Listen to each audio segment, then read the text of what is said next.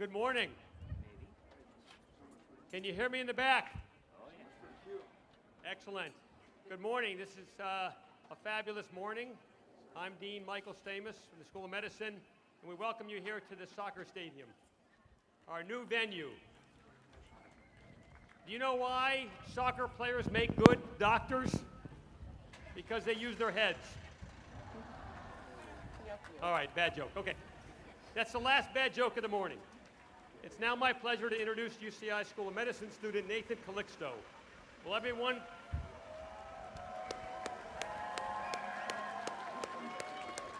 please stand as we join Nathan in singing our national anthem?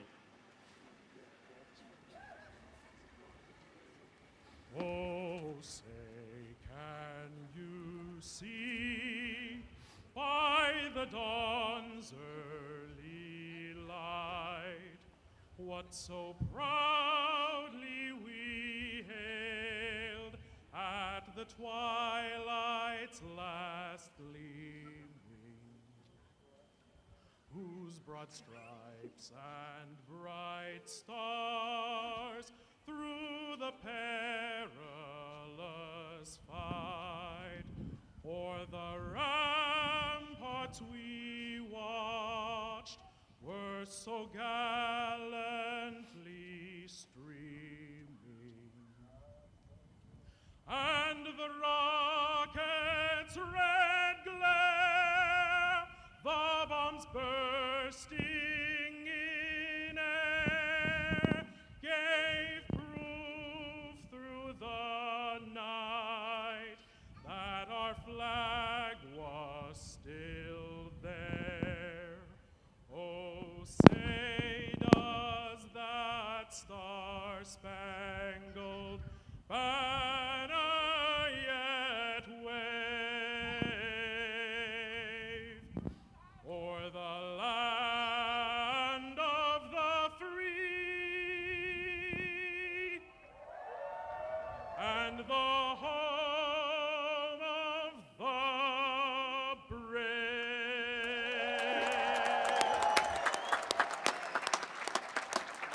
Wow. Please be seated. So Nathan thinks he's graduating today, but we need a repeat performance, so we'll fly you back here, Nathan. Thank you so much. Oh, so I'd like to welcome the class of 2019, their parents, spouses, children, significant others, families, and friends. I would also like to acknowledge Chancellor Howard Gilman, Vice Chancellor for Health Affairs Steve Goldstein, and leaders from the School of Medicine who are sitting behind me and are here to celebrate this momentous occasion with all of you. Also on the platform are dedicated faculty who were selected by members of the graduating class to hood them. We deeply appreciate their support of our students, and at this time I'm delighted to introduce the real star of today, other than the students, and that is Vice Dean for Medical Education, Dr. Convan Leigh-Buckland.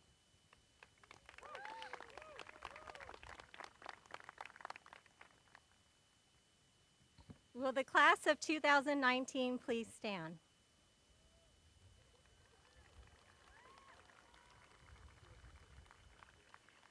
Chancellor Gilman, Vice Chancellor Goldstein, Dean Stamos, and other distinguished guests, on behalf of the medical education team and faculty of the UC Irvine School of Medicine, it is my honor and privilege to present to you the class, no, you can't graduate. To present to you the class of 2019.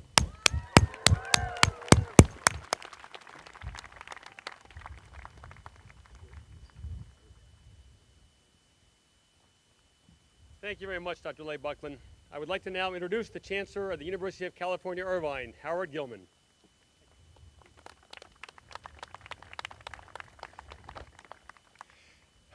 You're welcome. Thank you, Dean Stamos. Good morning to you all. I'm delighted to be with you today to celebrate the UC Irvine School of Medicine class of 2019. That's an applause. What a tremendous day. Consider all those years of dreaming, planning, aspiring, so many long days and late nights, the setbacks that were survived, a long journey a very high mountaintop, and here you are. Take a moment to appreciate the magnitude of the accomplishment. On behalf of the entire UCI community, I offer you my most heartfelt congratulations. You are here to serve people when they are most in need, not just of your skills and your knowledge, but your compassion, your wisdom, and your empathy. And so I urge you to balance your necessary confidence with humility. Balance your well-earned authority with respect and kindness. Balance your scientific sophistication with an enduring appreciation of the mystery, wonder, and grandeur of the human condition. May it be for you a meaningful and gratifying journey. All of us at UCI feel privileged to have played a role in your life, and so please stay in touch and share with us your accomplishments. You are part of how we are demonstrating the power of anteaters to make the world a better place. Let me leave you with a quote from the great Bengali poet, Rabindranath Tagore, who was the first non-European to win the Nobel Prize in Literature. I slept and dreamt that life was joy. I awoke and saw that life was service. I acted, and behold, service was joy. Congratulations, we are very proud of you, and we wish you all the very best.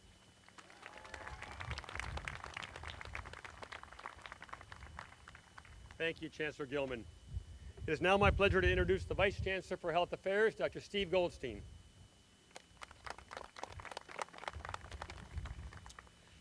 Congratulations, class of 2019.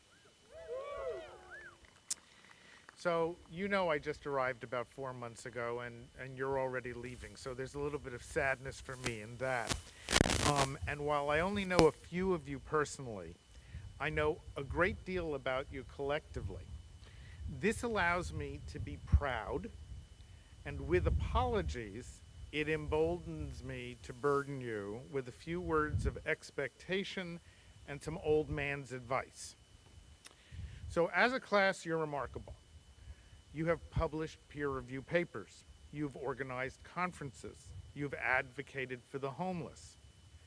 You have embraced the richness of life with song and dance. And if my spies are correct, you've had 7 babies and about 15 marriages. And I think 1 marriage is between classmates. There's a lot of services that UCI provides. Your leading specialty choices are emergency medicine, internal medicine, pediatrics, and anesthesia, and 35% of you are choosing primary care. And each and every one of you change the face of medicine in your own way. Indeed, we are depending on you to do that. You will see things that can be better. And at first you'll be unsure, but you will improve them. You will see things that aren't quite right, and you will fix them. You will see health inequities, and you will devise solutions we cannot yet imagine. We are counting on you to do better than those who have come before. Stand on our shoulders and never question that you can repair the world. So now, here's my old man's advice. Do not expect to be perfect. You will make mistakes in your professional life and in your personal life. You have been taught what to do. Reflect on what happened, learn from it, and move forward. Maintain your resilience and compassion. Support your colleagues, your staff, your family, your friends, and then accord yourself the same kindness that you're giving to others. Third, remember that the joy is in the journey. Keep learning. Let your patience guide you. Prioritize teaching the next generation and give them what you most appreciated. Class of 2019, we celebrate you and your remarkable achievements. Your profession asks you to live lives in the service of others. This is both an honor and a responsibility, and we know you will make us proud. Congratulations to each one of you and all of you together.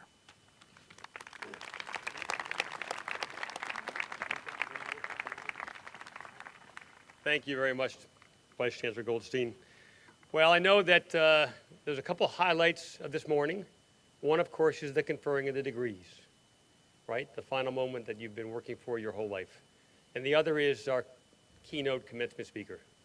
We'll get to him in a minute. I get to say a few words because I have control of the lectern. So, perhaps some of the parents and grandparents of our graduating students remember 1972.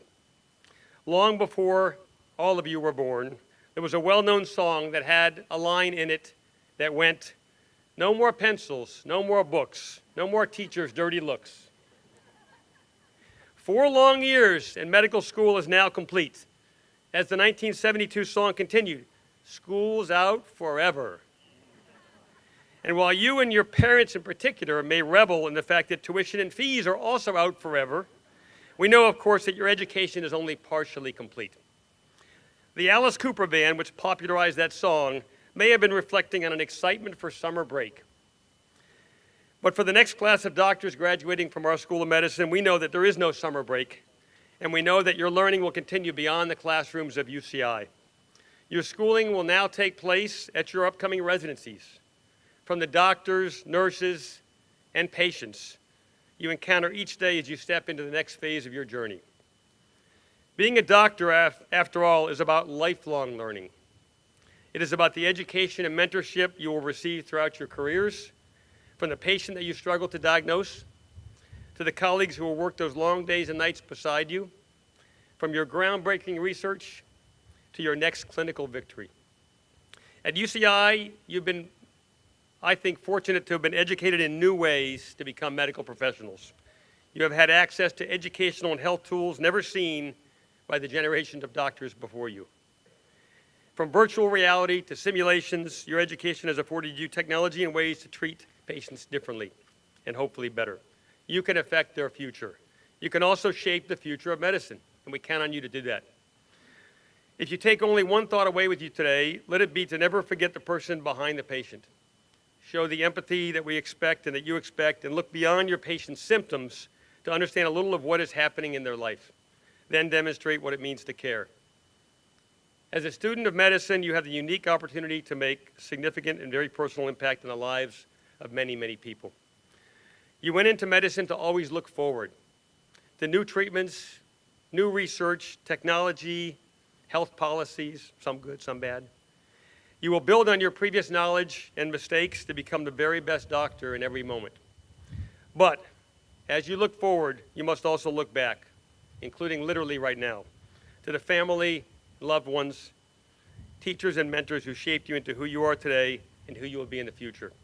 Many of them are here today to witness this next step in your education, and commencement is a time to reflect on your academic and personal past that brought you to this day. It's also a time to look ahead to the mentor, teacher, and loved one that you will be to the next generation, paying it forward. No more pencils, no more books, no more teachers' dirty looks. While some of us recall these lyrics in 1972, they actually started as a childhood rhyme in a 1932 magazine. Little known fact. Now, almost 100 years later, pencils have been replaced with touchscreens, books are replaced by the iPad and the internet, and teachers' dirty looks, well, we are up here on this platform looking out with big smiles for your amazing accomplishments. We're incredibly proud of you. Times may change, but education is enduring, and your medical journeys will continue to grow. I wish you all the best. Your past, education here at UCI School of Medicine, your present, today as you receive your diplomas, and your future, tomorrow as continuously learning doctors. Okay, so now it's my distinct honor and privilege to introduce Dr. Jonathan LaPook as the 2019 Keynote Commencement Speaker. John LaPook, MD, is a professor of medicine at the NYU School of Medicine and the Mebane Professor of Gastroenterology at NYU Langone Health. He is a practicing physician and the founder and executive director of the NYU Langone Empathy Project, which seeks to promote a culture of empathy in medicine. Dr. LePuc is also the chief medical correspondent of CBS News, which he joined in 2006.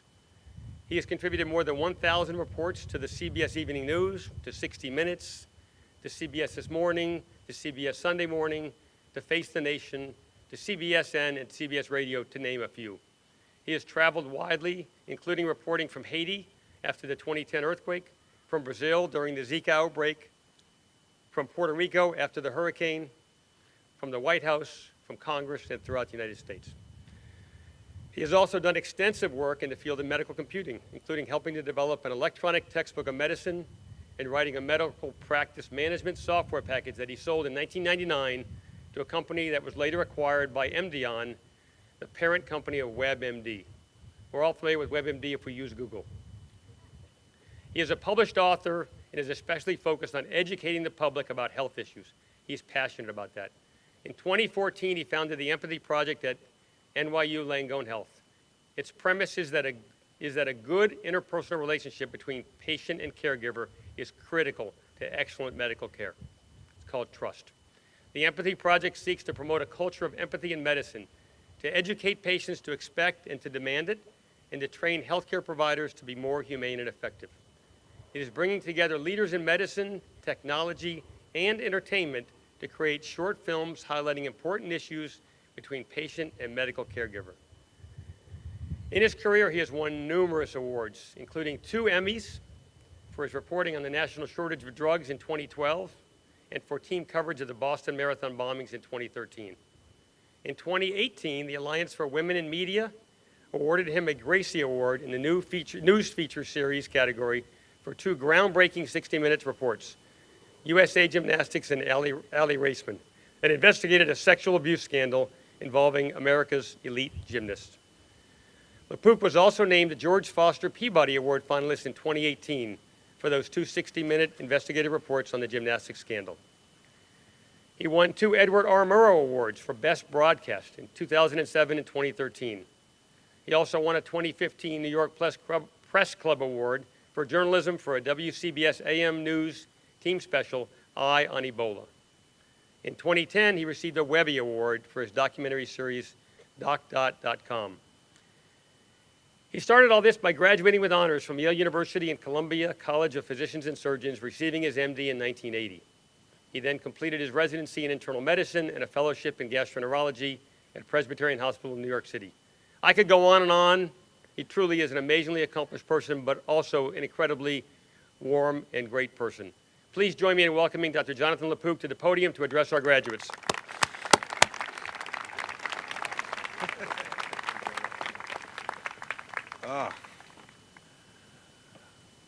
What a beautiful sight. Good for the heart. I wish you could all see what I'm seeing. I'm honored to be here today, and I want to thank Chancellor Gilman, Dr. Goldstein, Dean Stamus, and Dr. Leigh Buckland for inviting me. Congratulations, graduating students from the UC Irvine School of Medicine.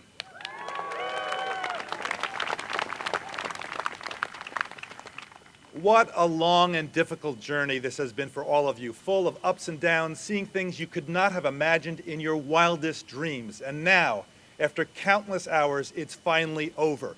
I'm referring, of course, to Game of Thrones. 8 gut-wrenching seasons. Oh yeah, also there was medical school. That was hard too. I was supposed to give last year's commencement address, but as I was literally sitting in my seat on the plane, ready to take off, I got a call that my 99-year-old father was ill and heading to the hospital.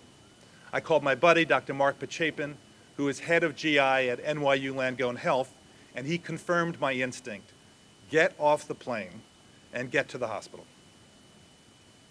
Amazingly, he offered to leave a conference he was leaving in Washington, D.C., and fly to LA to give the commencement address for me. Fortunately, your stellar dean, Dr. Stamus, stepped in and gave a wonderful talk. And here's why I'm mentioning it now. There will be times when it will be easy to lose perspective. Never forget that people, especially your loved ones, are always more important than stuff, even if the stuff is giving a commencement talk to a top-notch medical school. I was able to be by my father's side as he was being evaluated at the hospital and was blessed to be with him when he died peacefully a few weeks later after a truly wonderful life. Okay, enough about me. What about you? Right now, you are not quite a doctor. That will come in a few minutes. I suspect many of you are itching to get on with it, to jump into internship and see what this MD thing can do on the open road.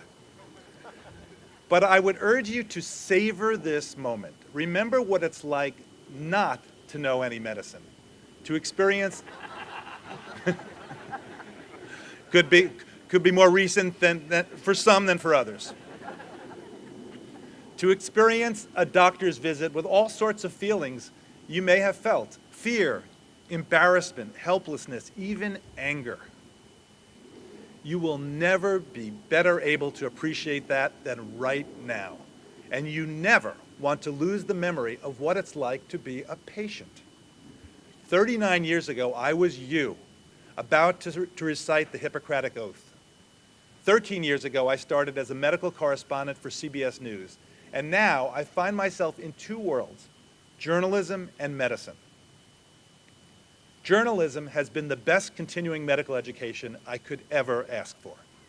I've done more than 1,000 segments on everything from common problems like heart disease and cancer to breaking news stories like the outbreaks of Ebola and Zika. And I've gotten to travel widely to places like Haiti, Brazil, and Puerto Rico, even California. California. You've been in the health news lately, haven't you? Well, you invited a medical journalist to speak, so let's do it. Let's talk about vaccines. Not just because they're in the news, but because the controversy and misunderstanding surrounding them provide lessons that extend far beyond the recent outbreaks of measles. There have been people suspicious of vaccines for as long as there have been vaccines. Benjamin Franklin went to his grave regretting his decision not to give an early form of smallpox vaccination to his 4-year-old son, who then contracted the disease and died of it in 1736. 1736. That's how far back people have been suspicious.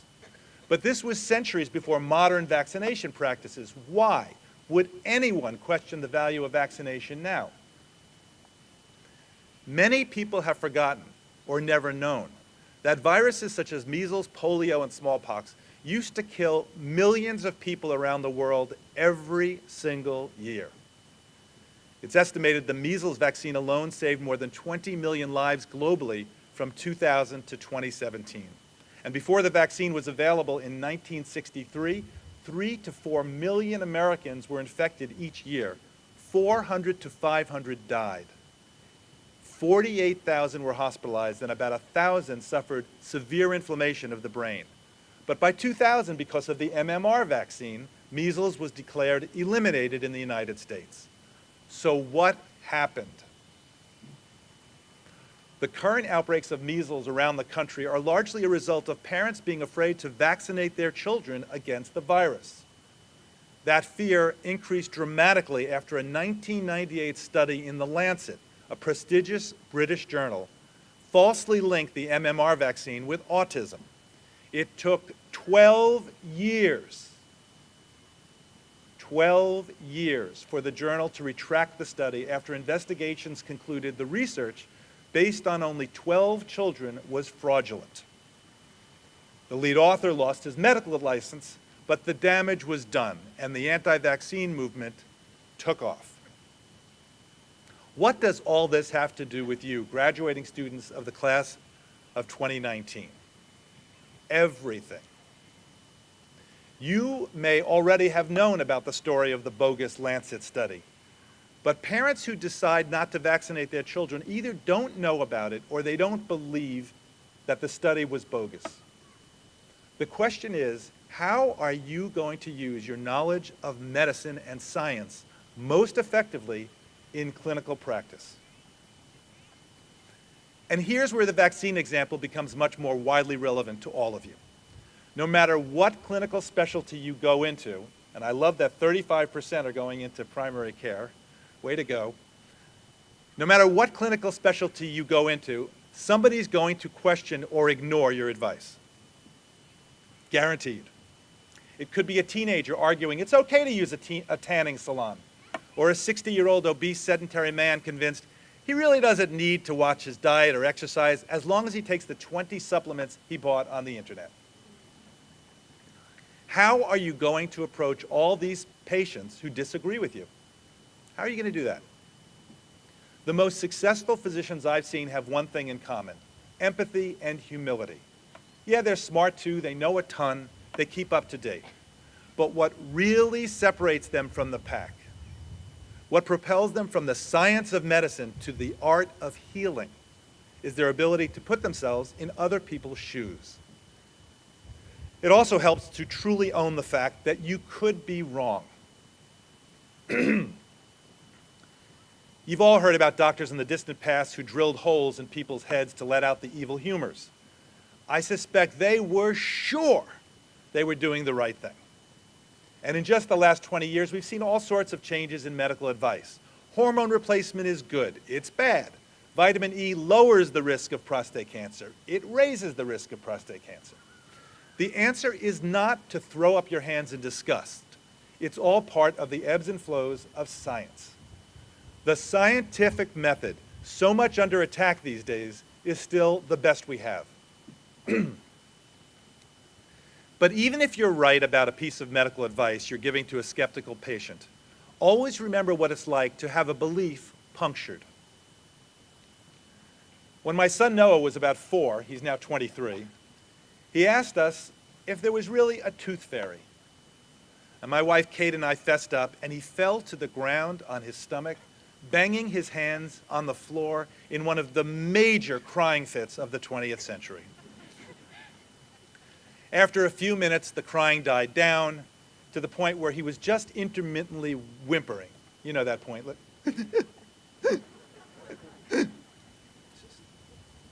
At which point, my then 8-year-old son Daniel kneeled down, rubbed Noah sweetly on his back, and said, "I know just how you feel, Noah. I felt the same way when I found out there's no Easter bunny."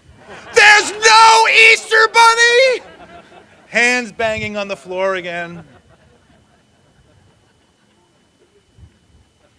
That's how your patients may feel if your scientific advice brushes up against their firmly held beliefs.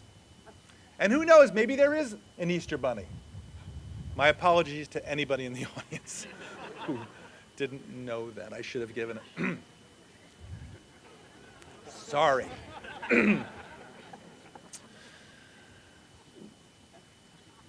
Stranger things have happened than it turning out that there is an Easter bunny. Let's turn back to parents who refuse to give their child a measles vaccine, and let's leave possible interventions by the government and public health officials out of this for now. As a physician, how can you help? And let me first immunize myself against the charge that I'm being naive. It's very possible nothing you say or do will make any difference whatsoever. But we know what does not work. And it's the equivalent of when a child asks, "But why?" and a parent answers, "Because I said so." We know it doesn't work to be condescending, judgmental, impatient, or angry. So let's try something else, starting with the obvious common ground. We all love our children. We all want the best for them. Many of us would probably jump into traffic to save a 5-year-old kid we don't even know from getting hit by a car. It's evolutionarily wired to protect and love children. So start off with that. And then when you're talking to your patients, say, all right, let's talk. Facts matter. Tone matters. Body language matters. A gentle, inquisitive, "Why do you think that? Why do you think that?" is way different than an impatient, dismissive, "Why do you think that?" I just finished a CBS Sunday morning segment about the anti-vaccine movement and met a pediatrician in Oregon who said the gentle approach worked for him 99% of the time. That he had parents who had not vaccinated their child in 5 years change their minds and decide to immunize. Now, maybe he has some kind of special sauce the rest of us don't have, and maybe he's overestimating his success rate. But there's really no downside to being kind, compassionate, and patient. I know. It's tough to be patient when you may have only 15 minutes for an office visit. That's a problem that needs serious addressing, but for now, all you can do is try your best. As part of that Sunday morning vaccine segment, I also met a woman who was first pro-vaccine, then anti-vaccine, then pro-vaccine again. She became anti-vaccine when her son was diagnosed with autism shortly after receiving the MMR vaccine. She felt guilty for years and said, quote, "I bled anti-vaccine talk." Again quoting, "Whenever I did my research into the anti-vaccine movement, anything that I got back confirmed my own bias." Her sources of information were YouTube sound bites and documentaries. And once again quoting her, "There's all kinds of crazy stuff on the internet, and then there's people like me who come onto that, and then they're very susceptible to that stuff. The majority of people are like me. They're not super crazy. They're just trying to find the real answers to stuff." Imagine her relief, and believe me, it was huge, when she finally came across the dozens of studies showing the MMR vaccine does not cause autism. Of course, logic does not always win the day, especially when it brushes up against fear. But even if you don't get through to patients the way you'd like, you can at least establish a calm, respectful tone for conversation. And don't we all need more of that? If you're thinking, what difference can I make? I'm just one person. Consider this. A recent Gallup poll found that physicians were the second most trusted profession. Coming in first, of course, nurses. You are graduating today with the power to change people's lives, and you can help set an example of tolerance, compassion, and the importance of maintaining an open line of communication. And here's my final thought for you today. I know it's tough to be a doctor. The hours are long, the pressure can be enormous, and burnout is a serious problem that requires a major culture change in our profession in order to be properly addressed. You will make mistakes, and some may have serious consequences. But here's my take after 39 years of being a physician. This is a spectacular profession. You have the power to do so much good. And I suspect you're already starting to do that. You're starting to guide friends and family through our challenging and sometimes treacherous healthcare system. A lot of it's actually easy to do. A phone call out of the blue, checking on a patient without them calling you first. Remember that one. It's a really good one. People totally are blown away when you do that. A referral to a colleague when a friend asks about a sick relative. Giving them perspective when Dr. Google suggests some cockamamie therapy. And encouraging them to be empowered to play an active role in staying healthy and preventing illness rather than waiting for calamity to strike. You will be able to help people anywhere in the world, and given the global healthcare inequity, the world most definitely needs you. Of course, we all want to help our patients to keep them well, but believe it or not, you can learn to cherish the difficult moments too, and that's good because there will be plenty of them. Just 2 months ago, a dear friend and patient of mine died at home after a long illness. And in the last days before his death, even as I was feeling most helpless, he and his wife both wanted me by his bedside, and I was honored to be there. It's true, the technological side of medicine is rapidly evolving with advances in artificial intelligence, immunotherapy, genetic analysis, and home monitoring devices. But the art of healing cannot be reduced to an algorithm. It still requires the human touch, just as it did in the time of Hippocrates. The invitation into the most intimate moments of your patients' lives is a sacred trust. It is a sacred trust. It is a unique privilege. And if you listen to them, really listen to them, with every ounce of your being and an empathetic, compassionate, and generous heart, you are not only going to have let me do that again. And if you listen to them, really listen to them, with every ounce of your being and an empathetic, compassionate, and generous heart, you are not only going to have a fulfilling career, you are going to have a blast. Congratulations and welcome aboard. Yeah.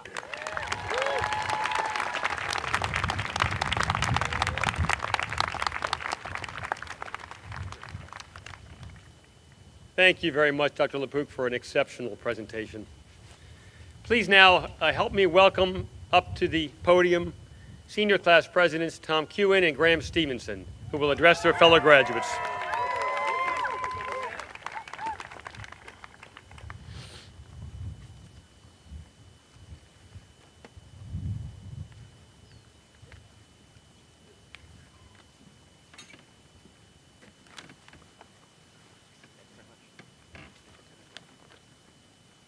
Hello, everyone. Give us just a second. We don't have a teleprompter because we're not quite that level of fame yet, so we're just going to get organized for a second. First of all, I just want to say thank you so much to our wonderful speakers, in particular Dr. Lepook.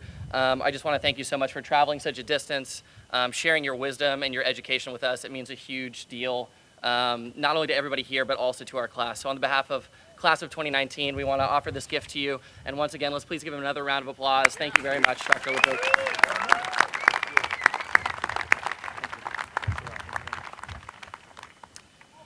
So, everyone, hello. Distinguished guests, faculty, family, class of 2019. It's so wonderful to be here. Thank you so much for having us come and give this talk. I can't believe we made it, Tom. That's crazy. Quite a ride. Quite a ride. Tom and I actually, we moved in together our first year of medical school. So this is kind of a wonderful finishing to our relationship together. Yeah. And like many relationships these days, we found each other online. It's hard to find roommates with similar priorities, so that seemed to be the best place to do it.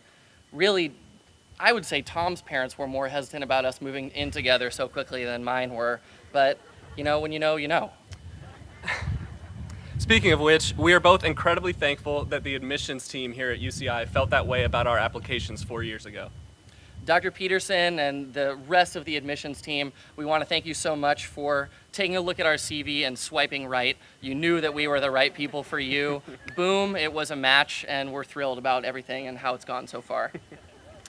Honestly, though, getting into medical school was one of the most stressful processes that we've been through in our lives, other than giving this speech. It was something like the high school Sadie Hawkins dance. You start off macho, knowing that the cream of the crop is going to come calling any day now. And then fast forward to a few days before the big event, you still don't have an invite, and you're starting to sweat it a little bit. You start thinking, maybe I should have been doing those push-ups every night before bed. I knew I should have taken that drama class. The ratio is incredible in this. But eventually, the two of us and the rest of the class of 2019 got that coveted phone call from Dr. Peterson, letting us know that we are about to embark on a new journey, an incredible opportunity, and really they did such a phenomenal job choosing our classmates, everyone here. Really, we have the utmost respect for you guys. So thank you for allowing us to be part of this group. That was early. We actually had a section for clapping pretty soon, but that's okay. It was more organic like that. So, as the presidents of the class of 2019, we thought our speech should highlight our experiences in medical school and communicate the trials and tribulations of medical education. Oh, nice. You jumped forward because we did. clapped. We already I clapped, like that. yeah. That's good. Okay. We had other things to say, but just thank you all for all the things that you've done for us. So, kind of to talk more about Tom and myself, we're both the first in our families to go to medical school. So in a lot of ways, we didn't even really know what we were getting into. Yeah, it wasn't always quite what we expected. Within a couple weeks, we were changing into scrubs in the hallway outside of the anatomy lab among 100 people we just met, then heading down to the basement to study cadavers for a few hours. Much of it was really a pretty strange experience, and especially when you start third year of medical school, that's when you start your clinical involvement, seeing patients, really actually getting to start to practice medicine. And part of that communicating to a family who doesn't have as much exposure can be a little bit weird. Graham and I have very different styles of communication. Graham is a little more flamboyant with his words, which is probably why he's more willingly up here on the podium. I'm a little more to the point. So phone calls would sound something like this. Hi, Mom. Yeah, things are going well. I'm on neurology right now. Brains. And, well, they kind of teach you what to do with that little hammer. That's most of it. Yeah, we do hit them with it. I know, at first do no harm, but it's kind of one of those things, so. Hey, Mom. Yeah, I'm fine. I'm on pediatrics now. Yeah, a lot of babies. All right, see ya. Hey, Mom. Yeah, I'm working on surgery. It's incredible. We were in this 5-hour case the other day. No, I didn't get to do very much, but we were there, and it was happening, and it was thrilling. At the end, they did let me put a suture in. That was exciting. They did have to redo it. Yeah, how did you know that, actually? Hey, Mom. Yeah, I'm fine. I'm on family medicine now. Yeah, it's good. A lot of adults here. All right, gotta go. Hey, Mom, yeah, I'm working with a psychiatrist. No, they haven't asked me about my feet. What are you talking about? That's a podiatrist. That's a podiatrist. Yes, my feet are fine. My feet are absolutely fine. Phone calls aside, this seems like a good time to highlight how much we appreciate our parents and our family here. I'm sure all of us, they give us an incredible amount of support. And really, we love you guys very much. So thank you for that.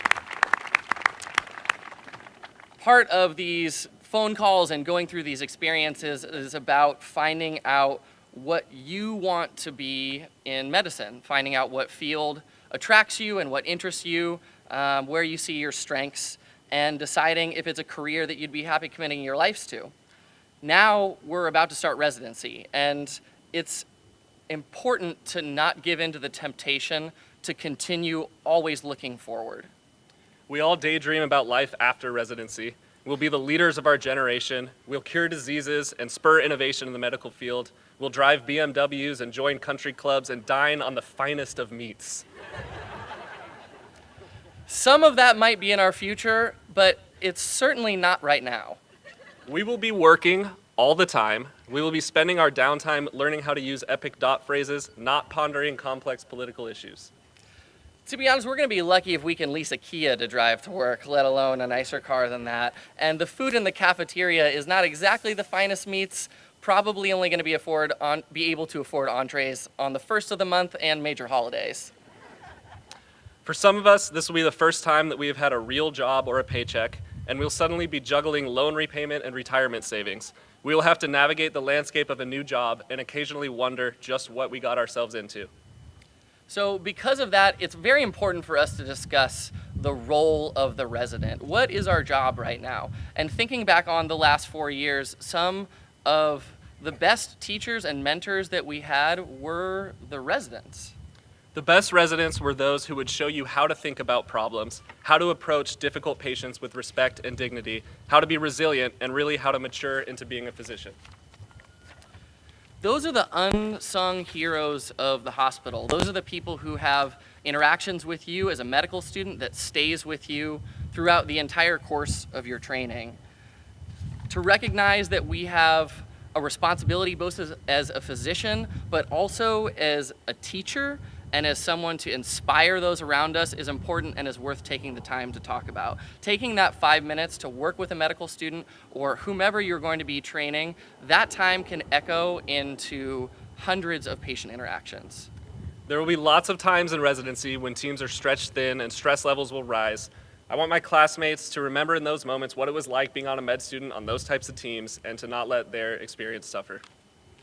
Never stop thinking of this career as a privilege, and remember that it's your job to be a talented healer, but it's also your job to inspire talent in those around you and really bring out the best in the people in the profession.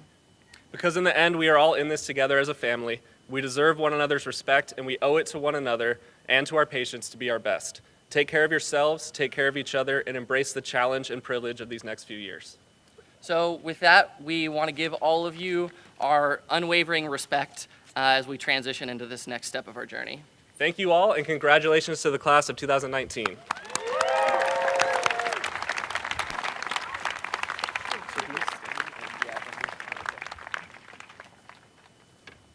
Tom and Graham, thank you very much. Thank you for those impressively insightful comments and words. I now wish to announce the conferring of hoods. Please welcome up here AMSG co-presidents Will Mintier and Tara Zand, who will announce the names of the graduating medical students and their hooders.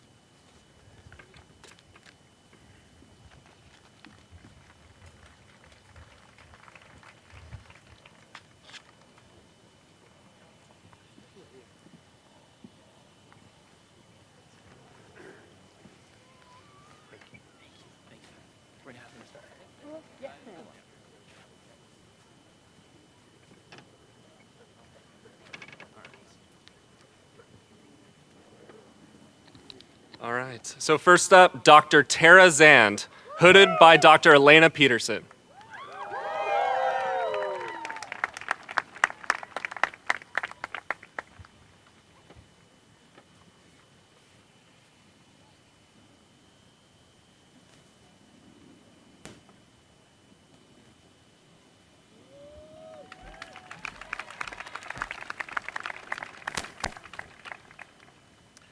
Next, we have Dr. William Bruce Mintier III, hooded by Dr. Kyle Paredes.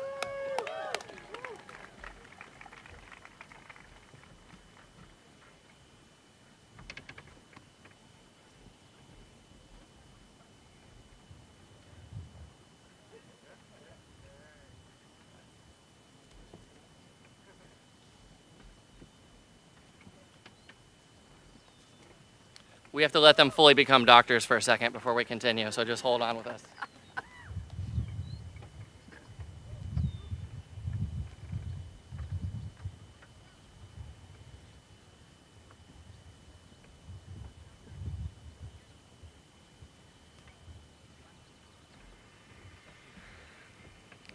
Okay, let's get started. So next up is Dr. Thomas Winfield Kewen, hooded by Dr. Kyle Paredes.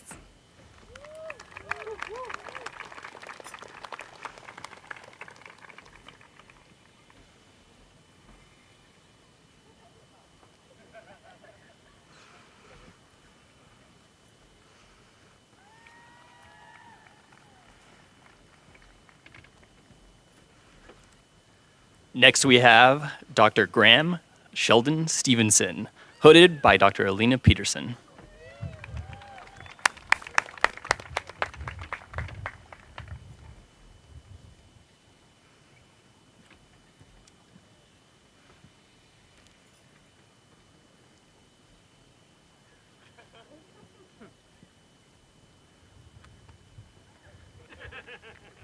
Next, I'd like to introduce Dr. Nathaniel Calixto, hooded by Dr. Elena Peterson.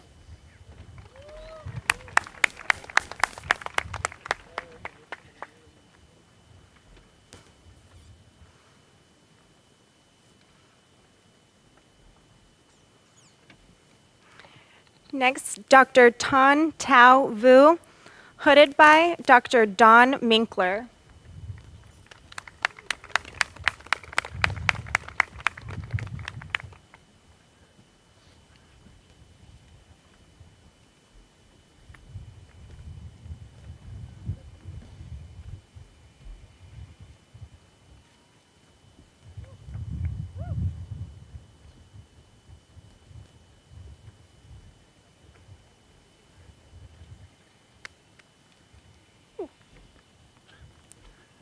Next, I'd like to introduce Dr. Alexandra Jeffrey, hooded by Dr. Leigh Buckland.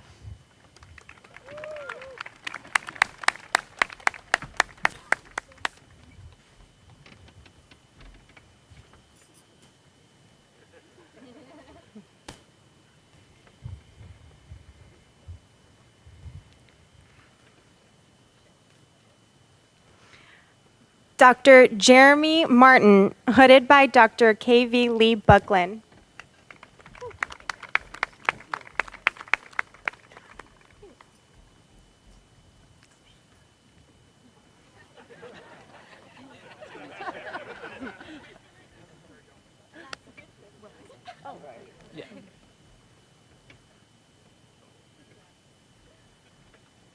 Next, I'd like to introduce Dr. Megan Elizabeth Bernstein, hooded, hooded by Dr. Tui.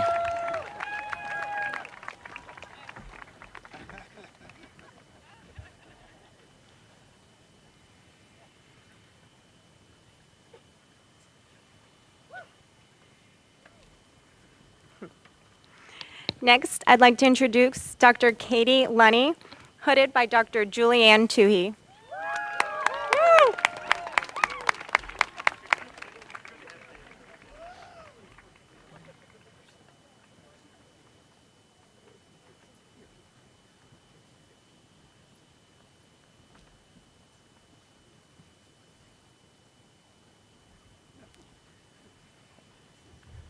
Next, I'd like to introduce Dr. Katrina Lee, hooded by Julianne Tui.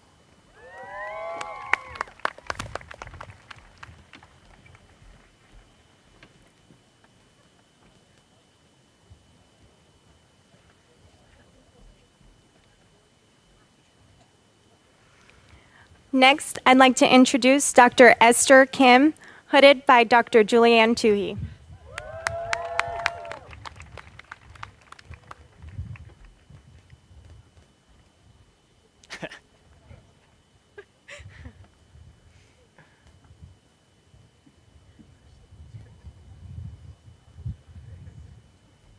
Next, I'd like to introduce Dr. Catherine Grace Chen, hooded by Dr. Julianne Tui.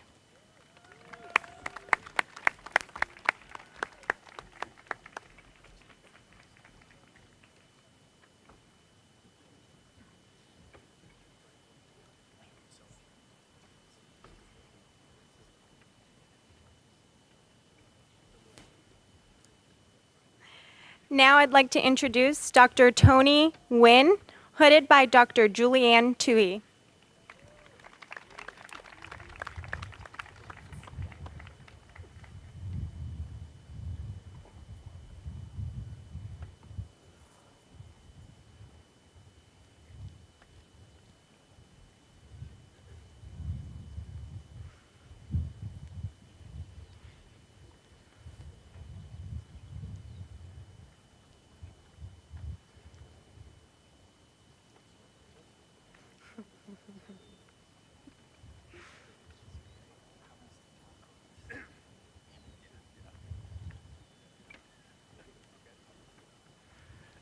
Next, I'd like to introduce Dr. David Panic, hooded by Dr. Julianne Tui.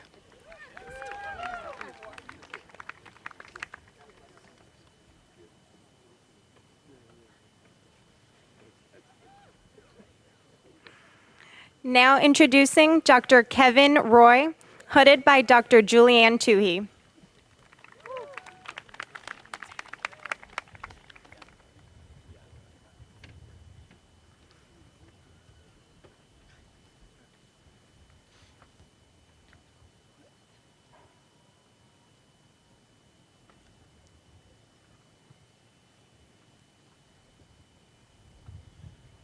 Next, I'd like to introduce Dr. Brian Yadagari, hooded by Dr. Julianne Tui.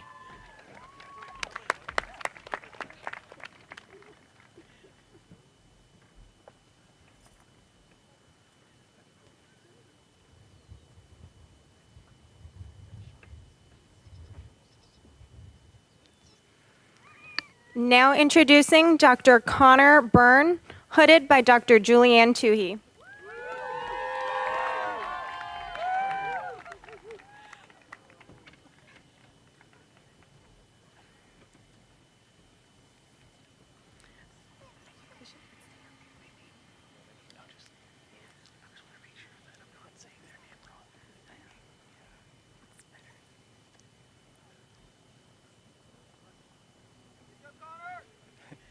Next, introducing Dr. Christopher John Gabriel, hooded by Dr. Matt Reed.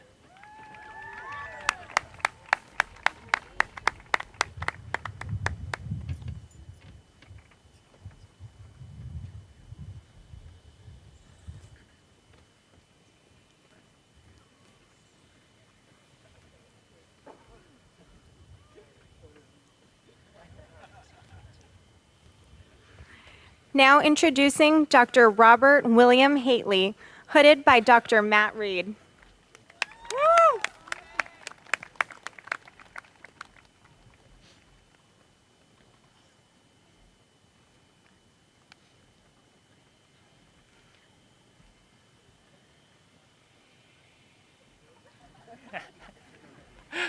Now introducing Dr. John Zhao, hooded by Dr. Matt Reed.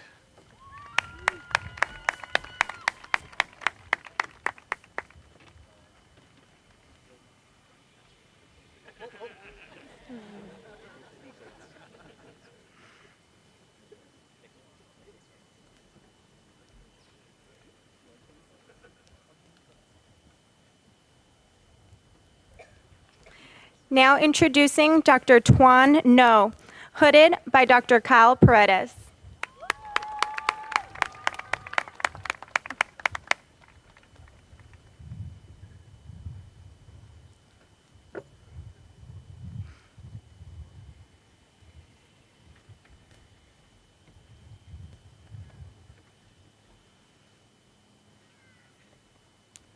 Next, I'd like to introduce Dr. Nicolas Kale, hooded by Dr. Kyle Paredes.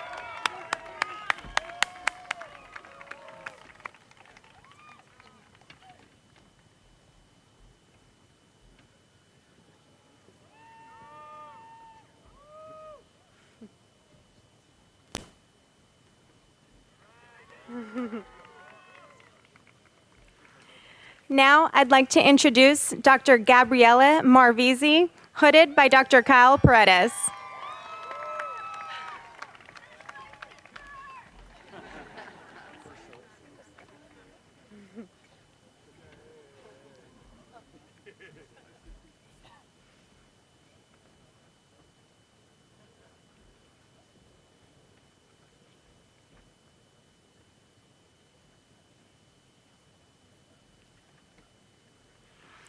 It's my pleasure to introduce Dr. Michael James Elder Louthan, hooded by Dr. Kyle Paredes.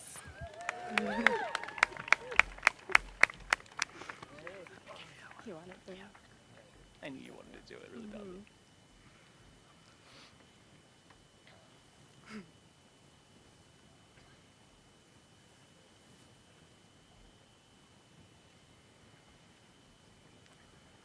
Next, I'd like to introduce Dr. Herschel Bukta, hooded by Dr. Kyle Paredes.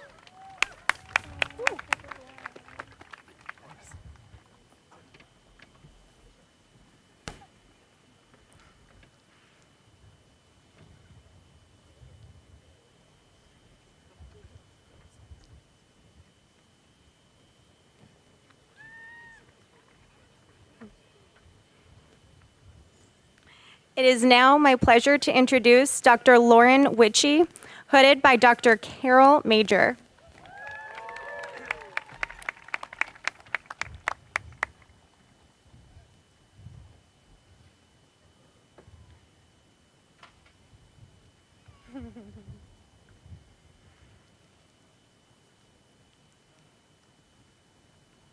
Next, I'd like to introduce Dr. Spencer Albertson, hooded by Dr. Carol Major.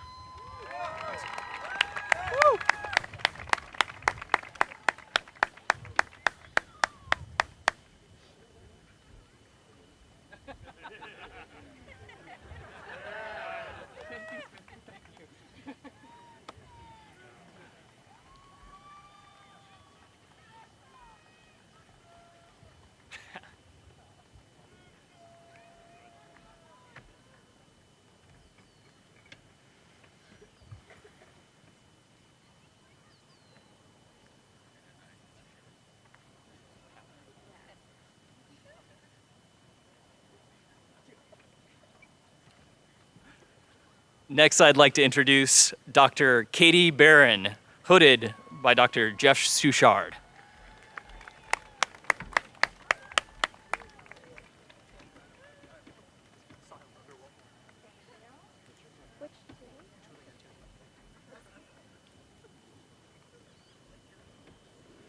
Now introducing Dr. Sahil Agarwal, hooded by Dr. Julianne Tui.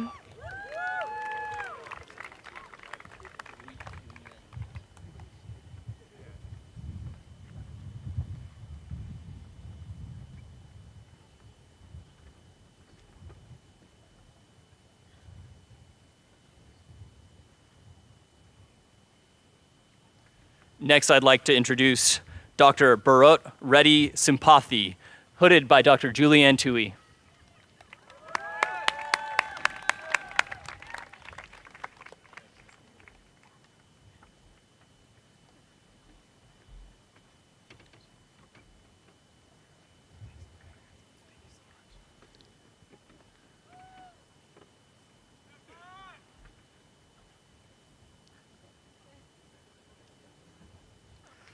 Now introducing Dr. Jose Steve Covarrubias, hooded by Dr. Chuck Vega.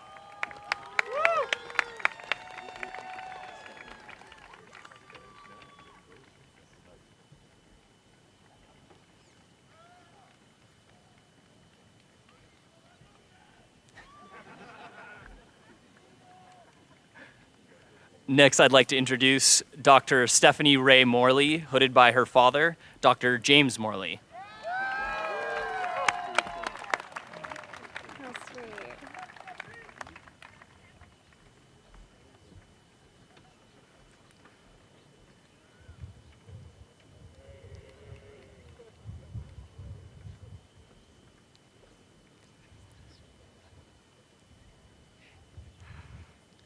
Now I'd like to introduce Dr. Brianna Williams, hooded by Dr. Sebastian Schubel.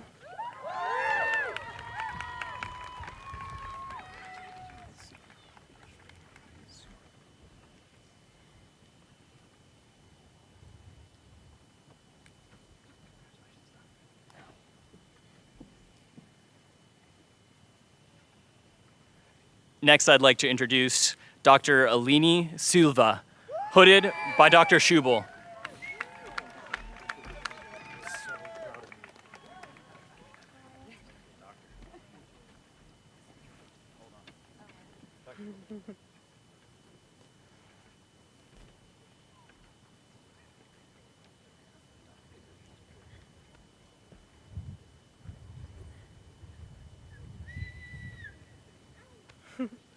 It's my pleasure to introduce Dr. Christina C., hooded by Dr. Sebastian Schubel.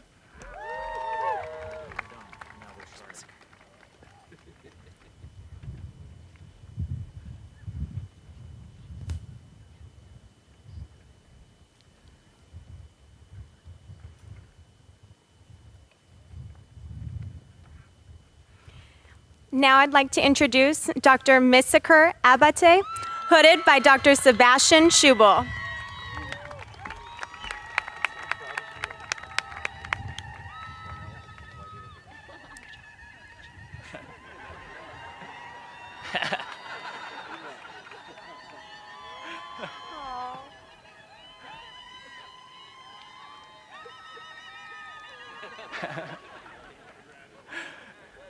Next, I'd like to introduce Dr. Beatrice Sun, hooded by Dr. Schubel.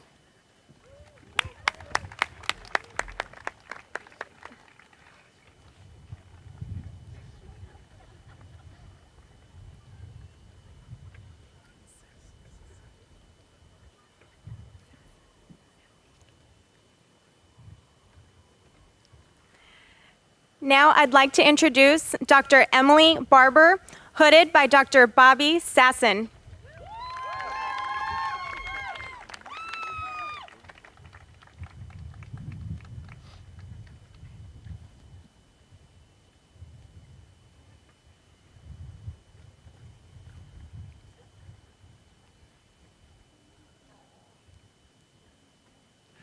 Next, I'd like to introduce Dr. Jamie Yabuno, hooded by Dr. Sasson.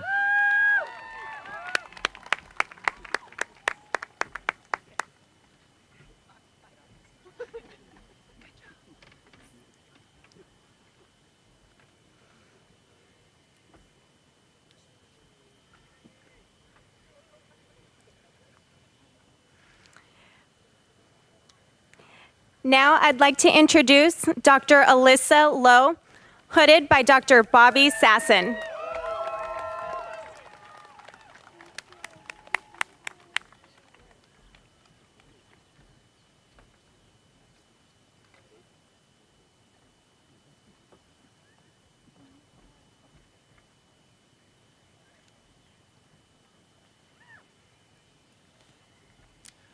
Next, I have the pleasure of introducing Christopher J. Galani, hooded by Dr. Ray.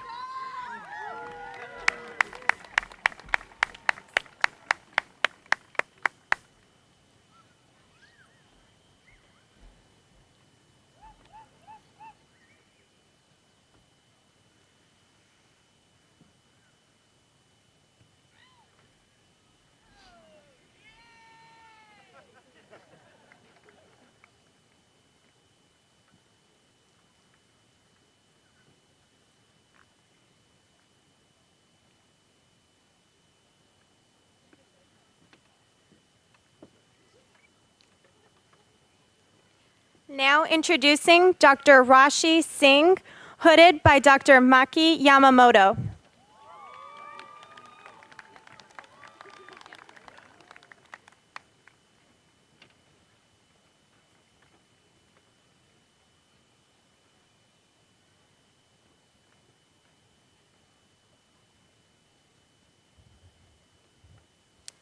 Next, I have the pleasure of introducing Dr. Navneet Kalon, hooded by Dr. Taylor Lucas.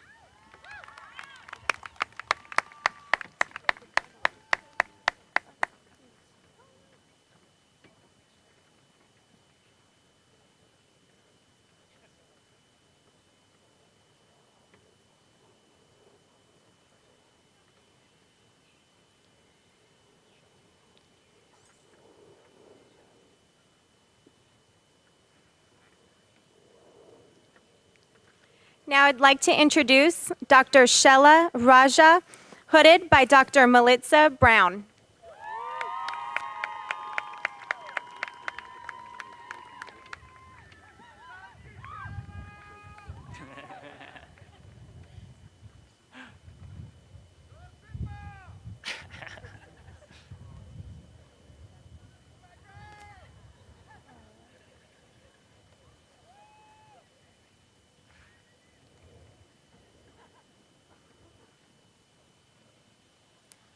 Next, I'd like to introduce Dr. Jonathan Brian Lee, hooded by Dr. Shadi Laham.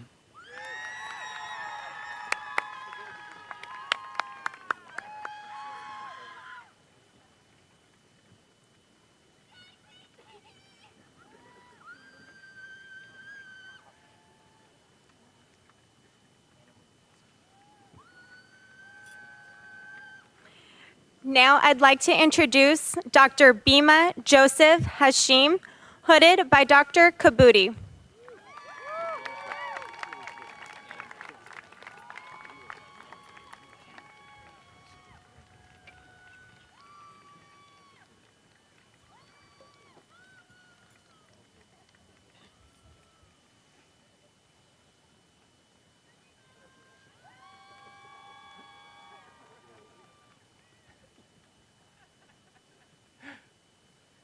Next, I'd like to introduce Dr. Anna Marie Hosking, hooded by Dr. Kristen Kelly.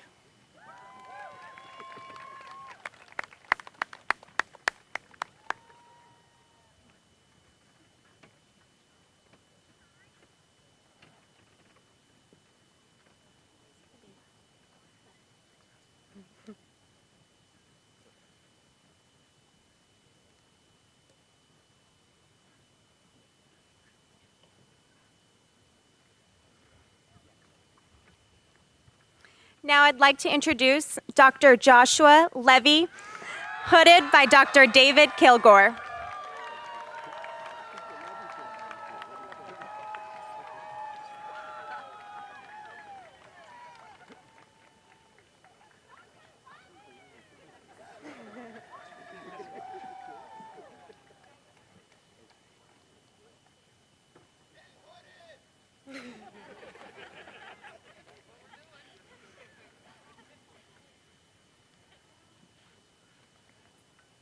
Next, I'd like to introduce Dr. Surtaj Walia, hooded by Dr. Gurpreet Ahuja.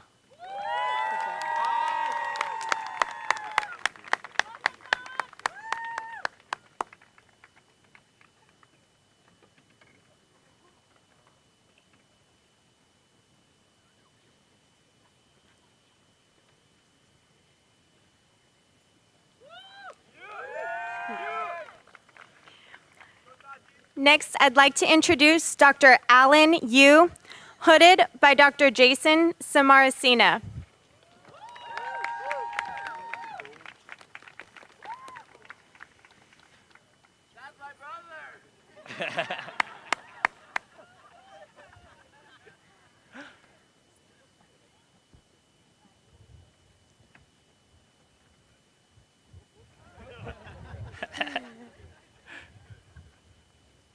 Next, I'd like to introduce Dr. Nam Tai, hooded by Dr. Tan Nguyen.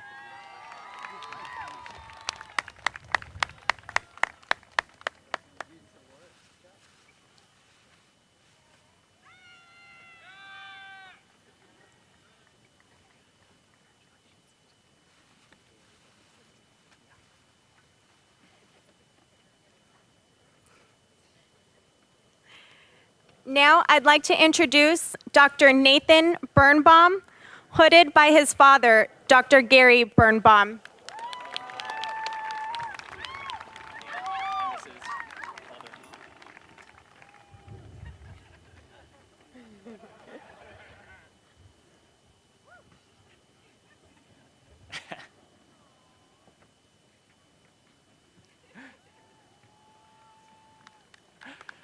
Next, I'd like to introduce Dr. Orly Florsheim, hooded by her father-in-law, Dr. Gary Birnbaum.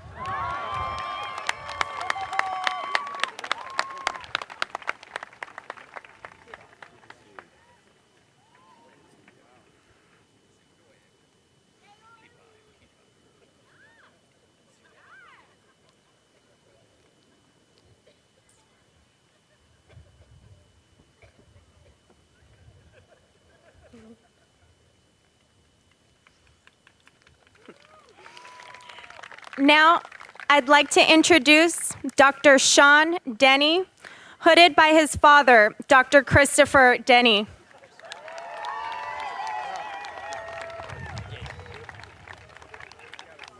Let's see if I don't mind if I'm going to try not to strangle you with this.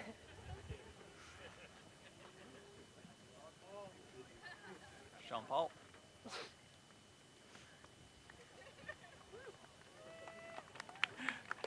Next, I'd like to introduce Dr. Sammy Dweib, hooded by his father, Dr. Kifa Dweib.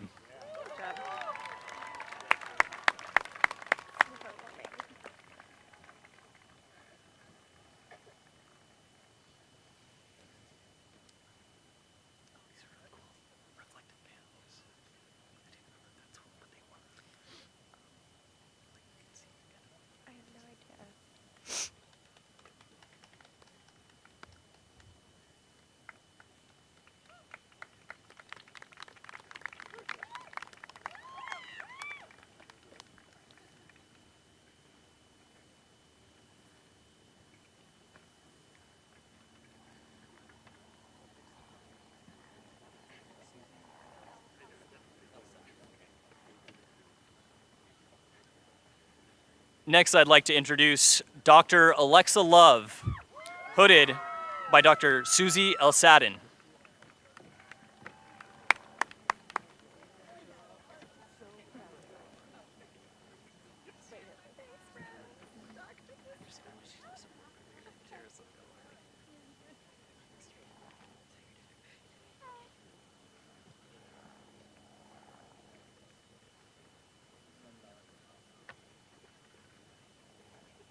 Now I'd like to introduce Dr. Allison Farfel, hooded by her father, Dr. Arthur Burl Farfel.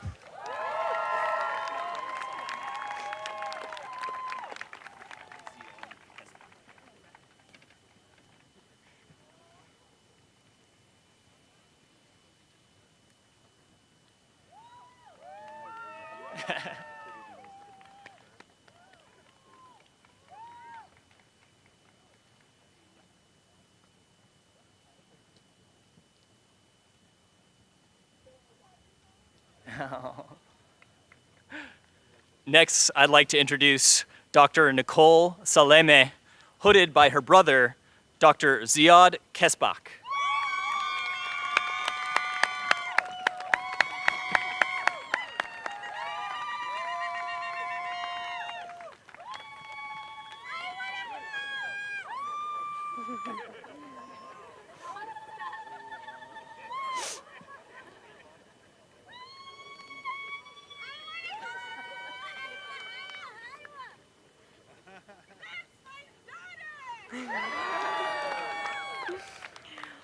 Now I'd like to introduce Dr. Tiffany Pham, hooded by her sister, Dr. Michelle Pham.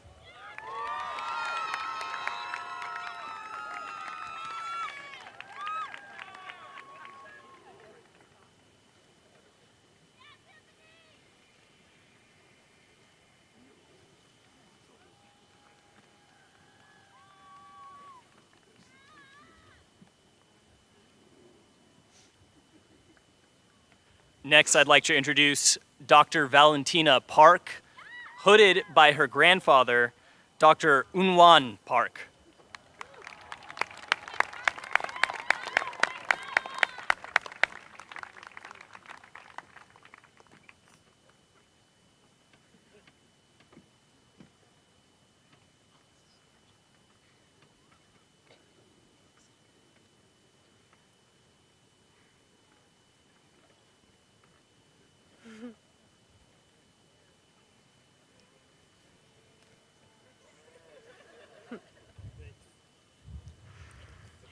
Now, I'd like to introduce Dr. Priya Patel, hooded by her cousin, Dr. Neeruj Patel.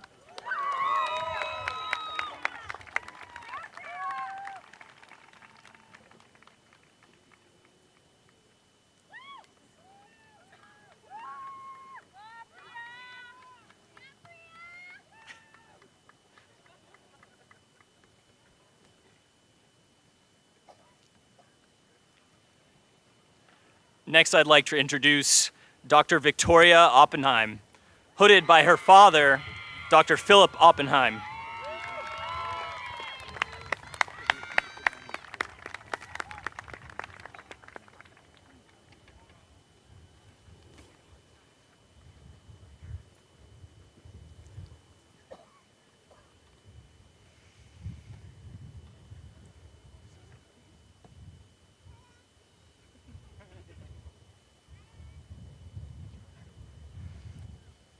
Now, I'd like to introduce Dr. Rachel Sunico, hooded by her mother, Dr. Alice Sunico.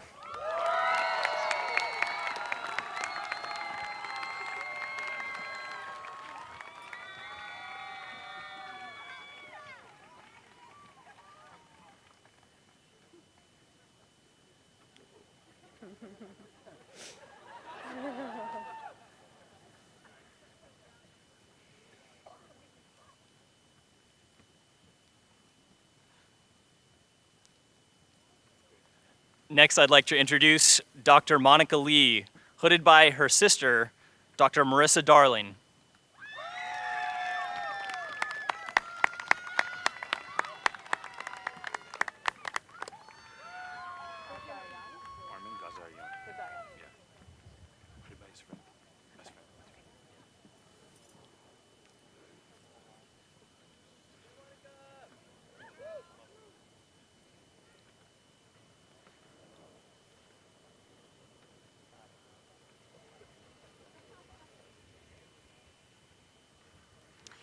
Now, I'd like to introduce Dr. Armin Gazarian, hooded by his best friend, Dr. Artin Galusian.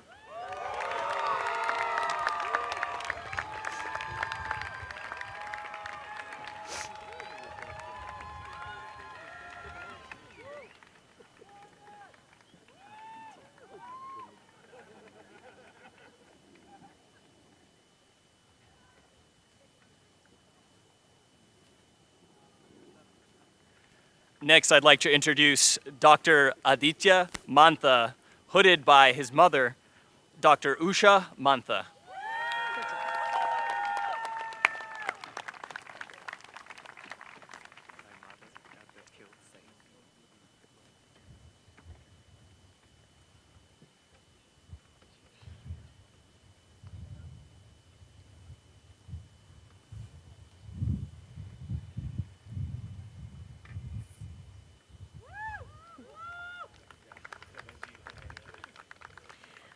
Now, I'd like to introduce Dr. So Thane, hooded by his mother, Dr. Pugh Sayin.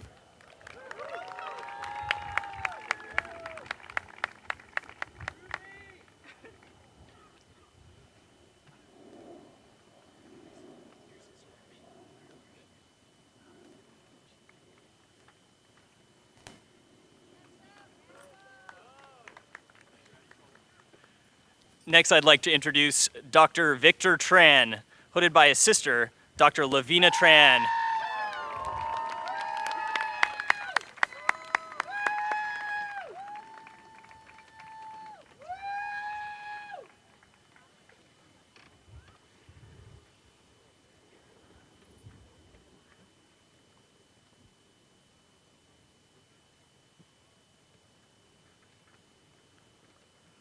Now I'd like to introduce Dr. Winston Vuong, hooded by Dr. Kyle Paredes.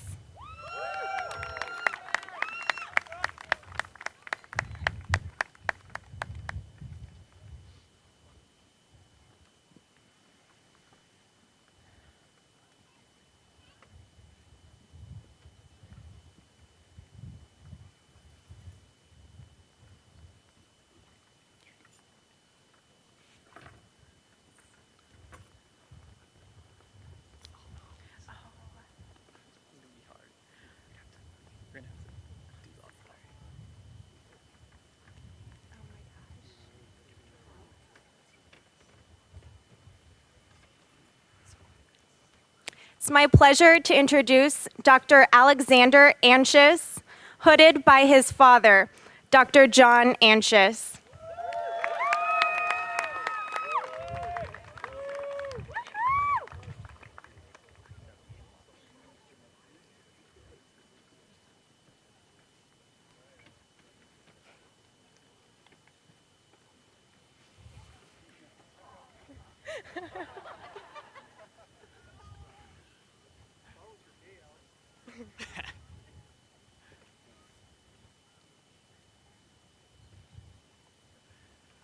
Next, I'd like to introduce Dr. Pejman Majd, hooded by his brother, Dr. Naveed Majd.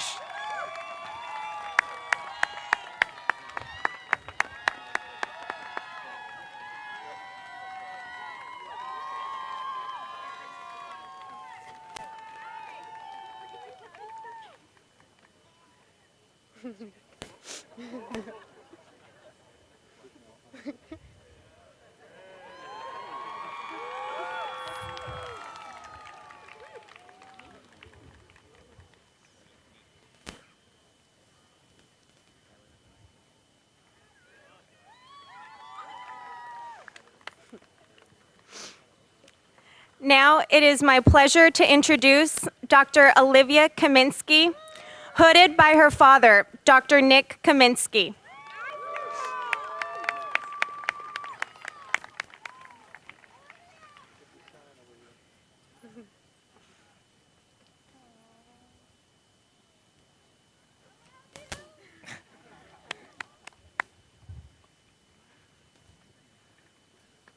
Next, I'd like to introduce Dr. Connor Nathy, hooded by his brothers, Dr. Tyler and Ryan Nathy.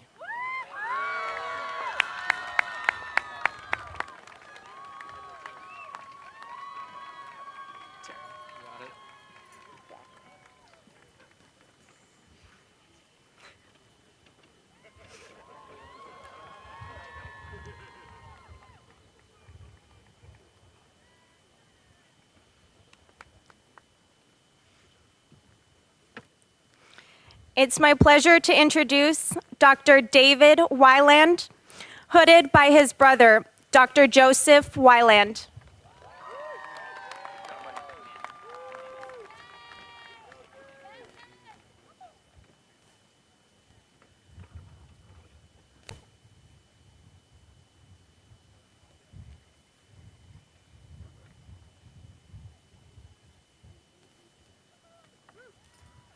Next, I'd like to introduce Dr. Nicole Tatiana Zawada, hooded by Dr. Tanya Mamantov.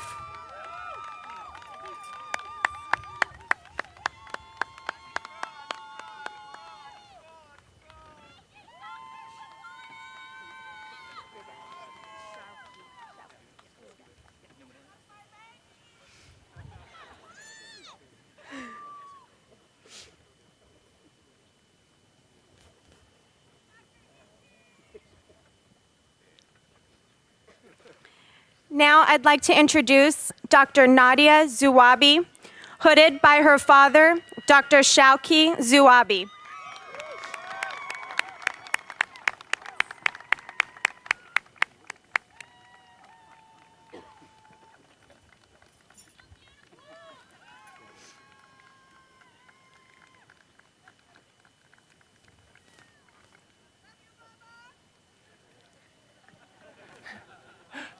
Next, I'd like to introduce Dr. Jeffrey Yu, and who will be hooded by his father, Dr. John Yu.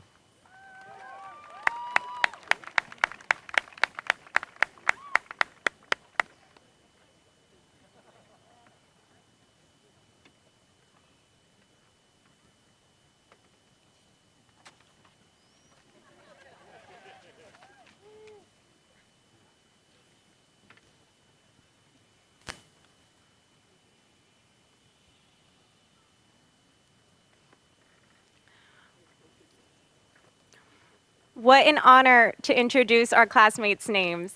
I am so proud to say that we did it. No. She's not done yet. At this time, I'm pleased to introduce Dr. Edwin Minucci, Chair of Pathology and Laboratory Medicine, who will present the candidates for the Medical Scientist Training Program. And our AMSG presidents will be announcing their names, so they're coming back. Hi, as Associate Director of the program and on behalf of Director Al Golden, it's really truly my honor to be able to announce the graduates of the Medical Scientist Training Program. So these individuals have committed 8 years, or the entirety of the Game of Thrones series, or longer, really dedicated to the idea of combining clinical care with biomedical research. So these individuals are really dedicated to the idea that of not only applying sort of the current state of the art to take care of their own patients, but to change, improve, and create the new state of the art to impact and treat so many others. As physician scientists, their deep understanding of both the research and clinical worlds, they also represent a very important cadre of our future leaders of academic medicine. And so with that, congratulations to all of them, and I will have the introductions. All right, let's get started. So I'd like to introduce our next doctor, Dr. Colin McCrimmon, hooded by Dr. Minucci.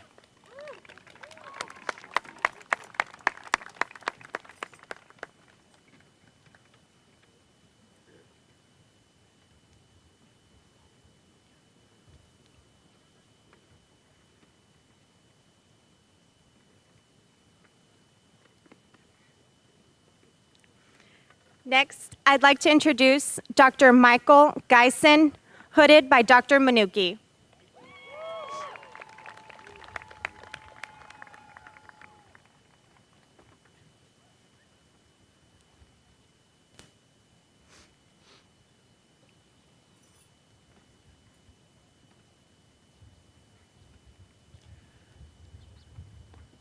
Next, I'd like to introduce Dr. Brad Gallant, hooded by Dr. Minucci.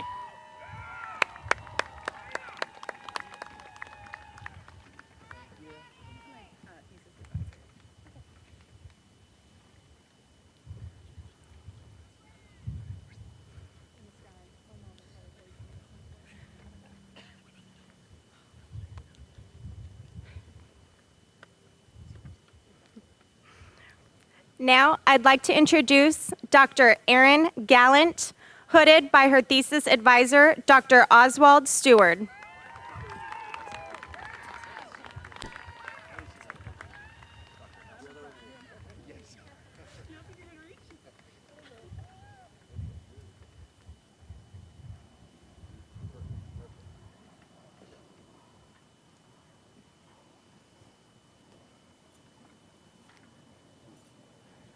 Next, I'd like to introduce Dr. Edsel Aboud, hooded by his father, Dr. Nelson Aboud.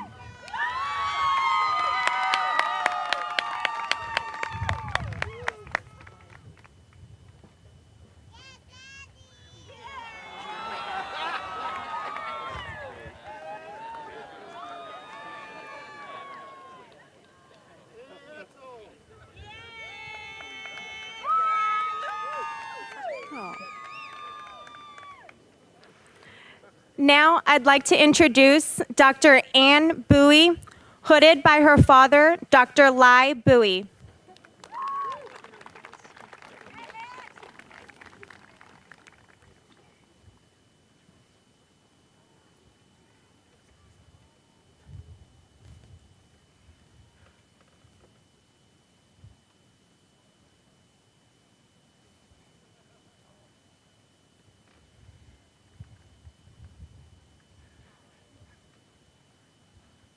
Next, I would like to introduce Dr. Tobias Dong, hooded by his father, Dr. Hui Dong. And now, I don't think we say anything. No. Okay.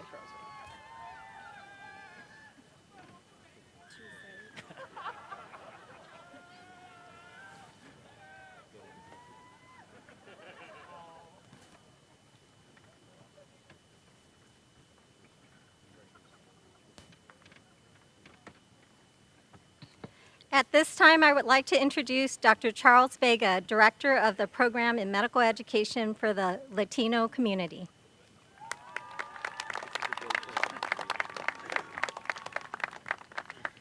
All right. Buenos días a todos. Y felicidades a todos los doctores nuevos de la clase de 2019. Prime LC was initiated in 2004, and with our current class, soon to be appearing, we are having 114 graduates now from our program. The goal of Prime LC is to create not only outstanding clinicians, but real leaders and activists for California's poor and disenfranchised Latino communities. So the class of 2009 will represent this mission very well. They've chosen the path less traveled. They've done great work here at UCI, in Prime LC, in our community, and that will continue. We expect great things. And when it comes to continuing on that path, and I think this applies to all graduates from this class today, I would just advise you to never let somebody tell you to stay in your lane.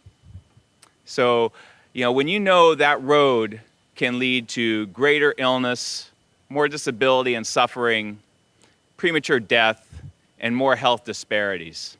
So I really strongly encourage you to be bold, be courageous, be difference makers. We are here to support you on that path. We will always be your home, and we've got your back 100%. Collectively, we can do so much more than we can do individually. So, arriba y adelante, we are now going to present the class of 2019 for Prime LC, so I'll ask them to come up. The class has chosen Roxanne Talamayan Pasqua to be their student presenter, which is a big honor, and it's a big honor for me to present this class, the Prime LC class of 2019. Roxanne, take it away.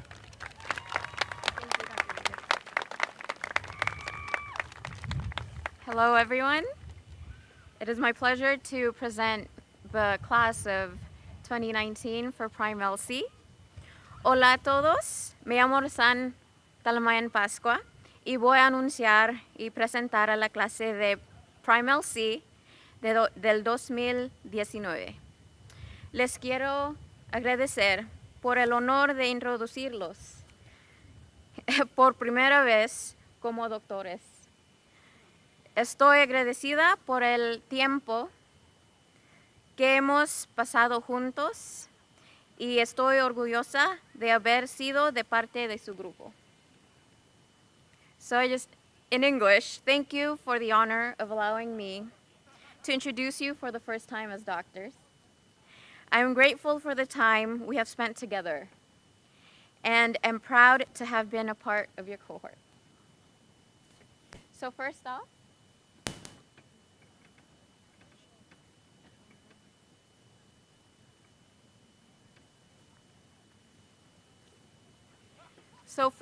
I'd like to introduce Doctora Gemma Alarcón Garza, hooded by Dr. Elena Peterson.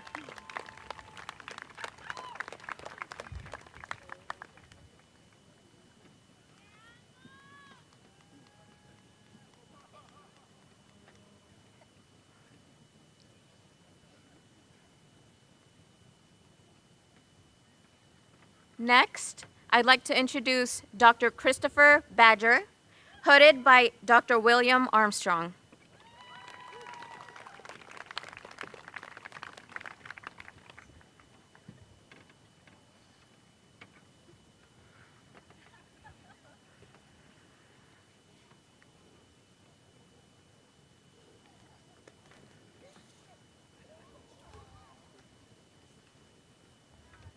Next, I'd like to introduce Doctora Graciela Maldonado, MD, MS Bats, hooded by Dr. Chris Fox.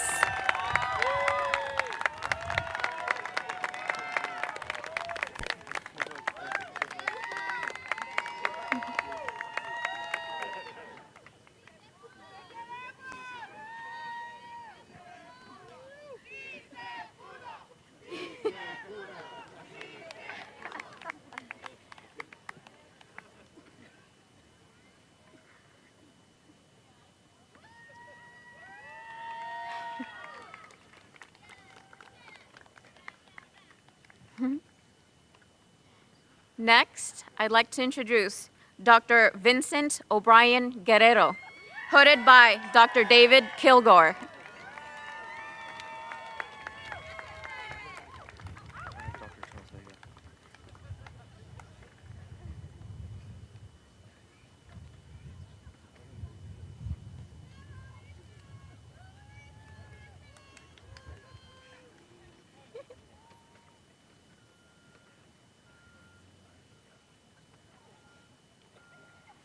Next, I'd like to introduce Dr. Joseph Naim Zakaria, hooded by Dr. Vega.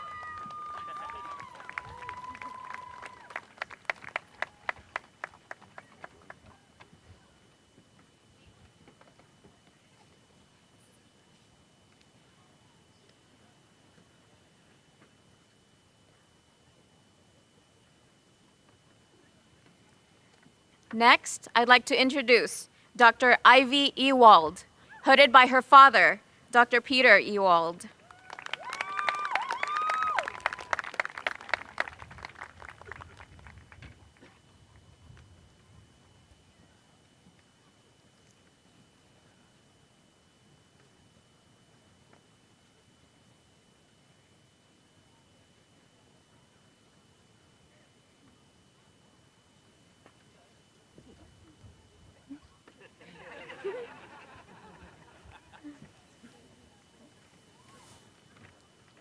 Now, I'd like to introduce Dr. Kala Gure, hooded by her father, Ganesh Gure.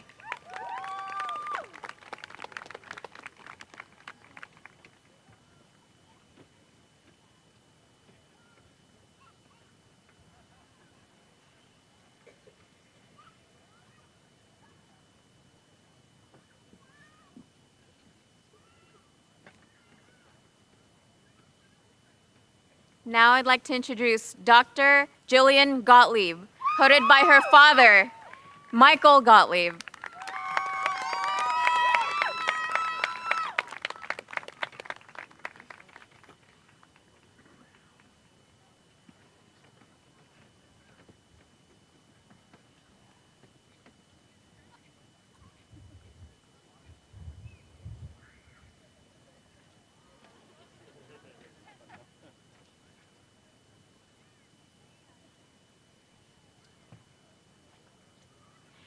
Now, I'd like to introduce Clelia Alexandra Clark, hooded by her mother, Anna Pacheco Clark.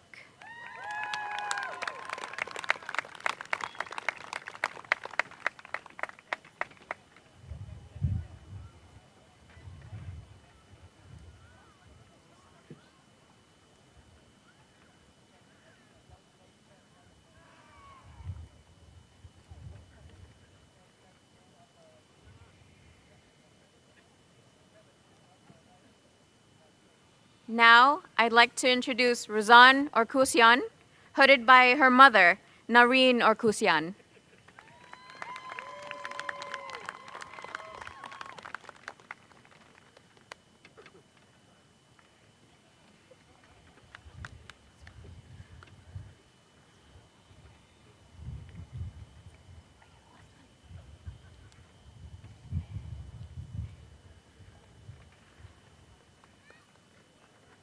Now, I'd like to introduce Eric Zuniga, hooded by his best friend and brother from another mother, Jose Sanchez.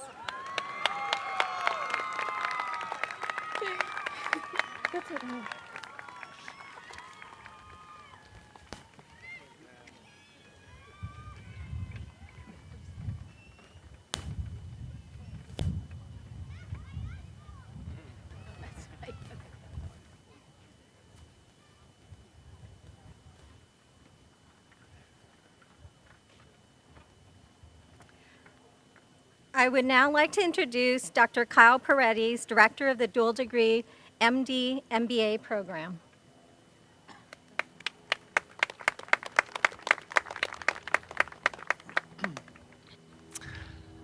As the director of the MD MBA program, it's my pleasure to introduce this class this year. These are students who decided to take a year off between their third year and fourth year to pursue a master's degree in business administration. They learned all the basic things like finance and accounting, all the stuff you expect a doctor to know. But beyond that, they took a lot of courses in health economics and really learned the skills and foundation to be able to be agents for change in the future, to help fix a broken system that we have and find new ways to do things better. And so it's with great pride and joy that I get to introduce this class to you guys. So the MD MBA class of 2019.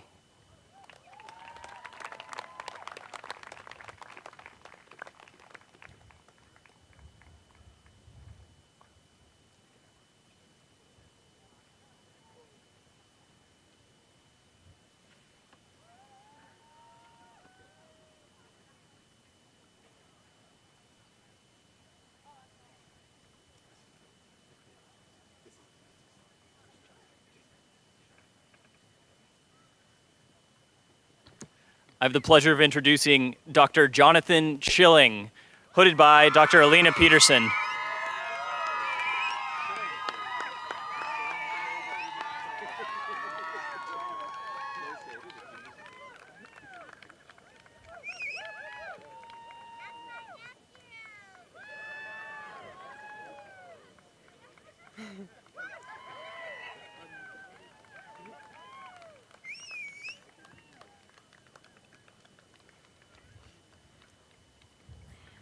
It's my pleasure to introduce Dr. Nicholas Salvatierra, hooded by Dr. Kyle Paredes.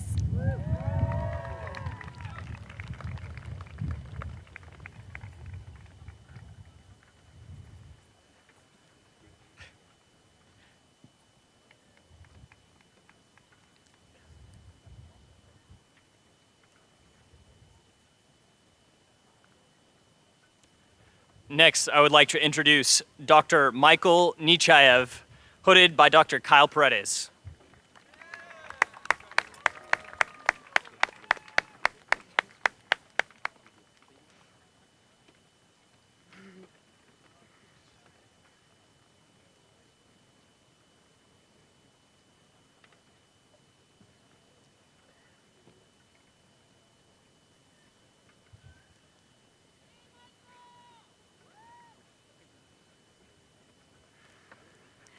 It is my pleasure to introduce Dr. Shay Gallagher, hooded by Dr. Brian Smith.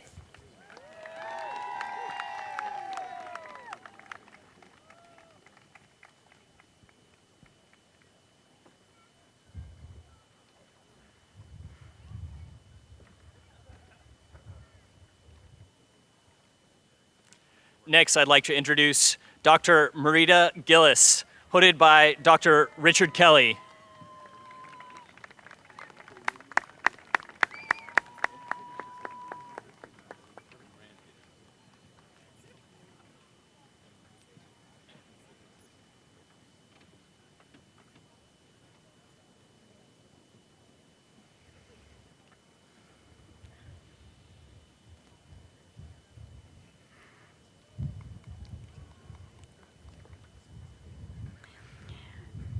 Now I'd like to introduce Dr. Mario Bernaba, hooded by his father, Dr. Bassem Bernaba.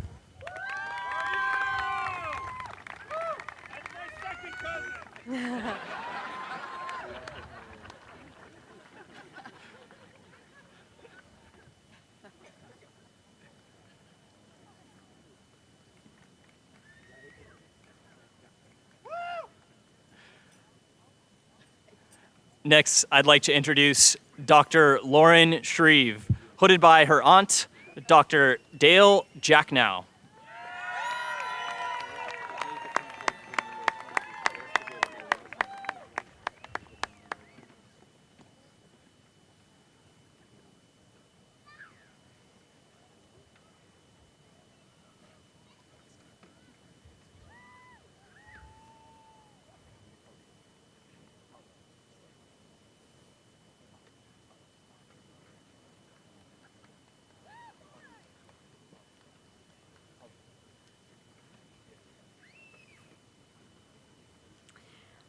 I'd like to introduce Dr. Lauren Rosario, hooded by her father, Dr. Marshall Rosario.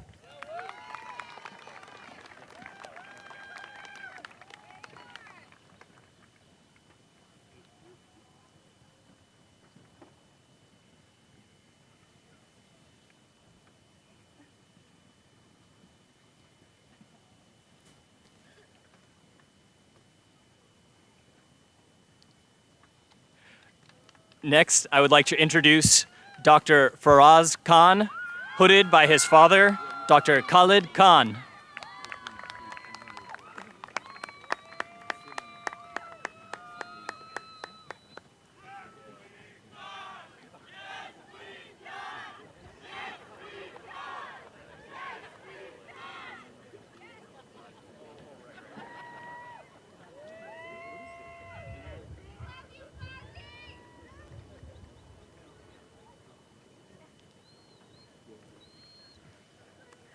I'd like to introduce Dr. Adam Cantor, hooded by his father, Dr. Scott Cantor.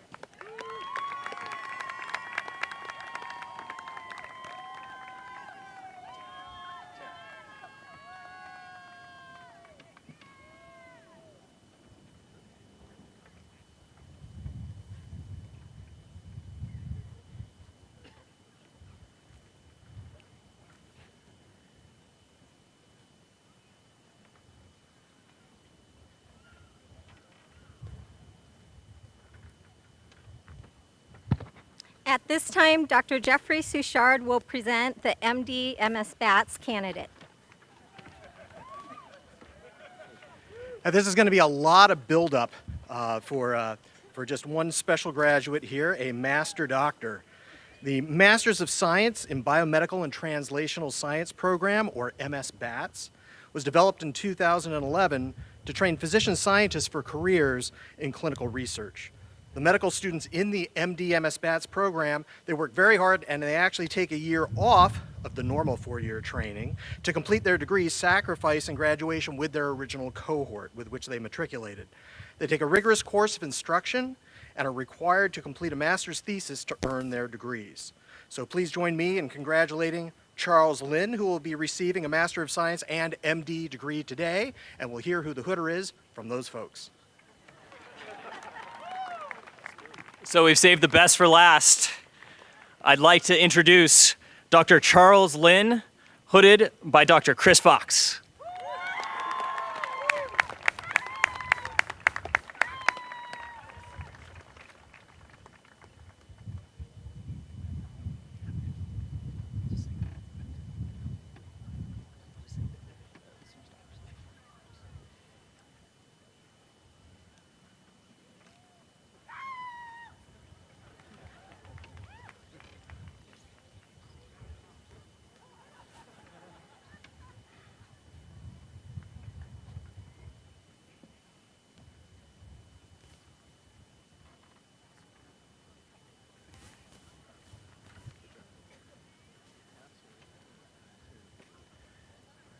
I would now like to invite Dr. Leigh Buckland back to the podium to administer the oath for Doctors of Medicine to the class of 2019.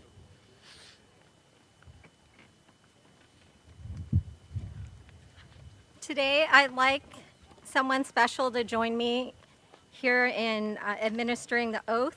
Dr. Julianne Tui, please come up.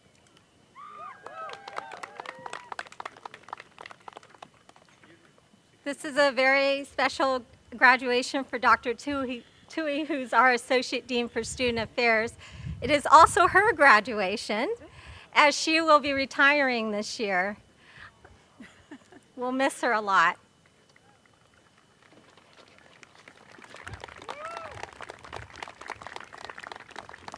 So will the graduating class of 2019 please stand?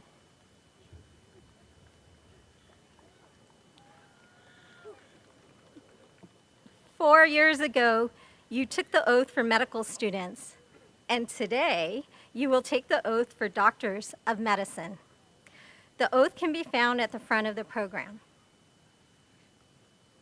As I read the oath, please repeat one line at a time after me, as well as Dr. Tui. Today, in the presence of family, friends, teachers, and colleagues, I dedicate myself to the profession of medicine.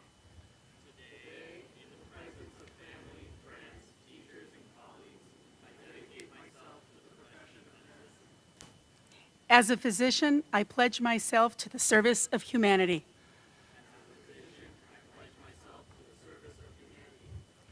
I will use my skills to care for all in need without bias and with openness of spirit.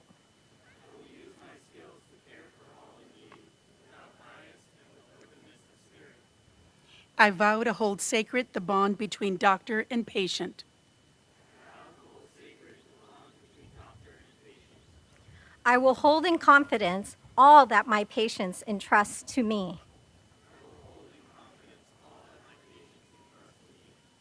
I will strive to alleviate suffering. I will respect the dignity and autonomy of my patients in living and dying.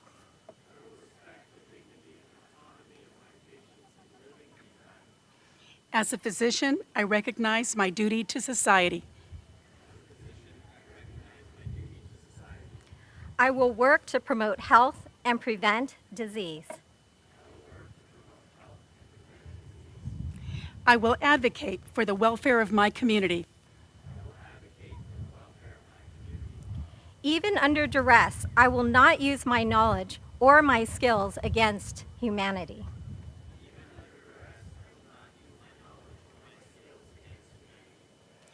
I will acknowledge my limitations and my mistakes so that I may learn from them.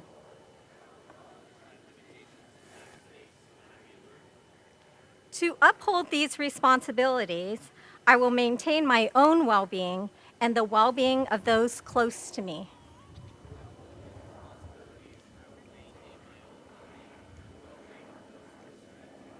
As a physician, I will promote the integrity of the practice of medicine.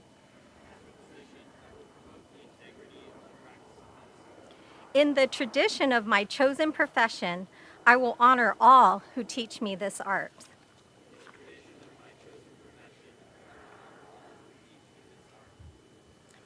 Through honest and respectful collaboration with my colleagues, I will seek new knowledge, re-examine ideas and practices of the past, and teach what I have learned.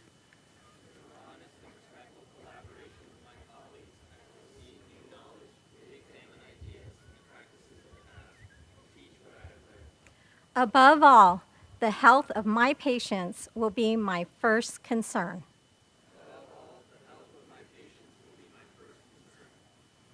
This oath I take freely and upon my honor. Will the class of 2019 please assent to the oath for doctors of medicine by saying, "I do"?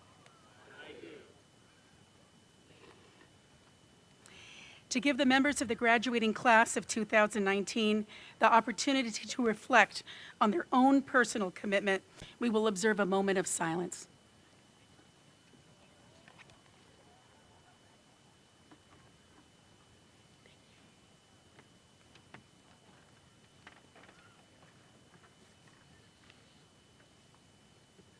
Thank you. At this time, I'd like to invite Chancellor Gilman to the podium to confer the degrees. Class of 2019, you have been telling your friends and loved ones for a while that you are graduating from the UCI School of Medicine. It raises the question, at what moment do you actually graduate? And that moment is right now. Ladies and gentlemen, by the power vested in me by the Regents of the University of California, I now confer the degrees of Doctor of Medicine and Master of Science to the UC Irvine School of Medicine class of 2019. You did it. Congratulations.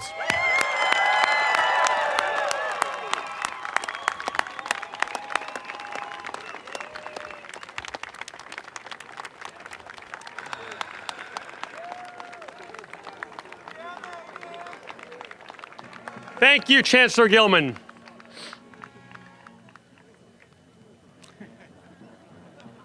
I want to thank everybody for attending this morning, and I hope that everybody will join us at the reception located directly behind the stage. Please stand as the faculty leads the procession off the field. All right, follow me.